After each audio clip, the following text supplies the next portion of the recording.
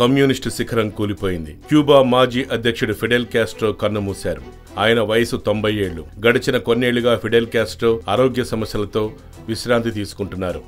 ఈ క్రమంలో భారత కాలమానం ప్రకారం శనివారం ఉదయం 9 గంటలకు ఆయన తుది శ్వాస విడిచారు. ఫిడెల్ కాస్ట్రో సోదరుడు, ప్రస్తుత క్యూబా అధ్యక్షుడు రౌల్ కాస్ట్రో ఈ విషయాన్ని జాతీయ మీడియా ద్వారా ప్రపంచానికి తెలియజేశారు. ఫిడెల్ కాస్ట్రో మరణం ప్రపంచవ్యాప్తంగా ఉన్న ఆయన అభిమానులను కుంగదీసింది. ఫిడెల్ కాస్ట్రో పూర్తి పేరు ఫిడెల్ అలెజాండ్రో కాస్ట్రో రూస్. 1926 ఆగస్టు 13న క్యూబాలోని బిరాజ్ గ్రామంలో జన్మించారాయన. హవానా యూనివర్సిటీలో న్యాయశాస్త్రం అభ్యసించారు.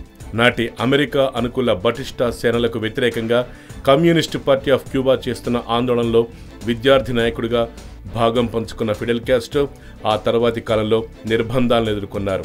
పోరాటానికి వెన్నుచూప నైజం అతన్ని పార్టీ నాయకుడిగా ఎదిగేలా చేసింది. ఫిడెల్ కాస్ట్రో నేతృత్వంలో చే గువేరా, రావుల్ కాస్ట్రో ఇంకా వేలాది మంది కమ్యూనిస్టు పార్టీ ఆఫ్ క్యూబా కార్యకర్తలు జరిపిన విప్లవ పోరాటం ఒక సమున్నత చరిత్ర.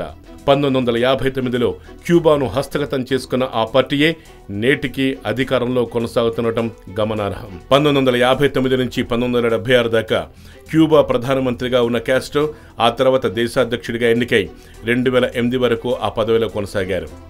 మార్క్సిస్ట్ లెనినిస్ట్ సిద్ధాంతాలకు క్యూబా జాతీయతను రంగరిస్తూ ఫిడెల్ అనుసరించిన విధానం దేశంలో అతన్ని తిరుగులేని నేతగా నిలబెట్టింది. విద్య, వైద్య, ప్రజాసేవల రంగంలో క్యూబా ప్రపంచ దేశాలన్నింటిలోకి పై స్థానంలో నిలిచేలా చేసింది. ప్రపంచంలోనే ఎక్కువ మంది డాక్టర్లను అందించిన దేశంగా, షుగర్ బౌల్ ఆఫ్ ది వరల్డ్గా క్యూబా ఎదగటం వెనుక కాస్ట్రో కృషి అనిర్వచనీయం. వృద్ధాప్యం కారణంగా 2008లో ఫిడెల్ అధ్యక్ష స్థానం నుంచి తప్పుకున్నారు. తర్వాత ఆయన తమ్ముడు రావుల్ కాస్ట్రో అధ్యక్ష పదవిని చేపట్టారు. యోయో న్యూస్, హైదరాబాద్.